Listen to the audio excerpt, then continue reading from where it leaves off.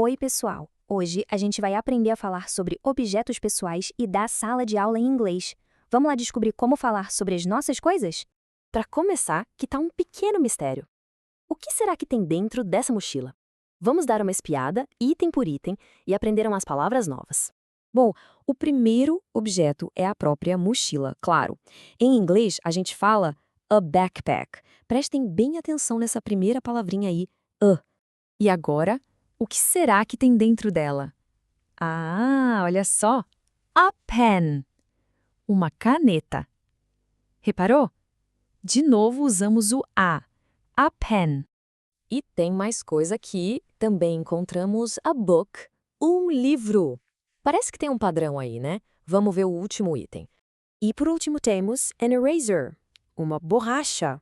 Opa, peraí, agora foi diferente. Não foi a, foi an. Por que será, hein? É isso aí. A grande questão é, quando que a gente usa a e quando usa an? Vamos desvendar essa regra agora e é bem mais simples do que parece. Então, essas palavrinhas a e an são o que a gente chama de artigos indefinidos.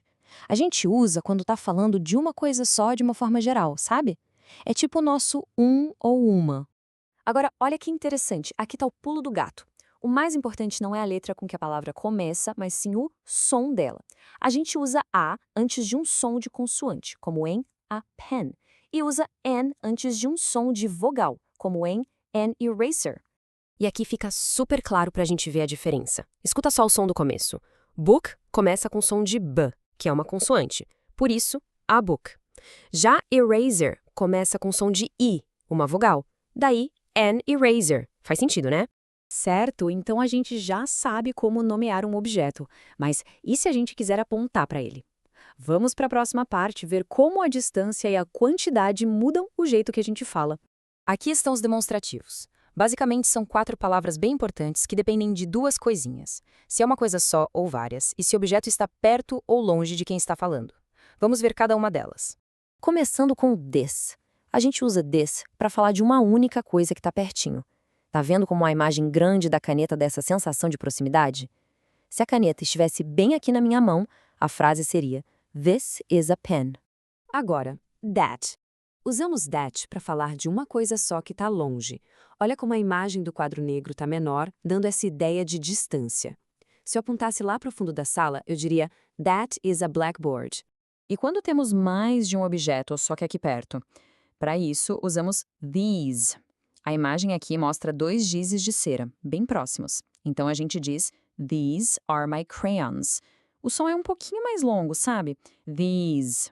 E por último, those, que é para quando a gente fala de vários objetos, mas que estão longe.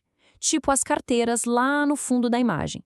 Apontando para elas, a gente diria Those are desks. Ok, já vimos as regras, que tal um pequeno desafio para ajudar a fixar tudo isso? Vamos praticar um pouquinho com algumas frases. Primeira pergunta, vamos lá. Como a gente completa a frase This is pen? Seria a ou an? Vou dar um tempinho para pensar. Se a resposta foi a, mandou bem. A palavra pen começa com som de consoante. Então, a frase completa é This is a pen. Próxima. That is umbrella. E aí? A palavra umbrella começa com que tipo de som? Pensa com calma. E a resposta certa é an. Umbrella começa com som de vogal, né? A frase inteira fica That is an umbrella.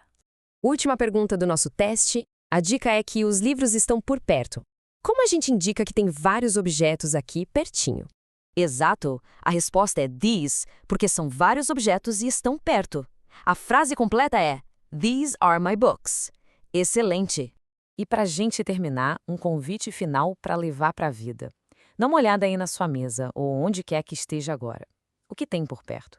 Tenta descrever um objeto usando o que a gente acabou de aprender, começando com this is. É o melhor jeito de fazer esse conhecimento grudar de vez.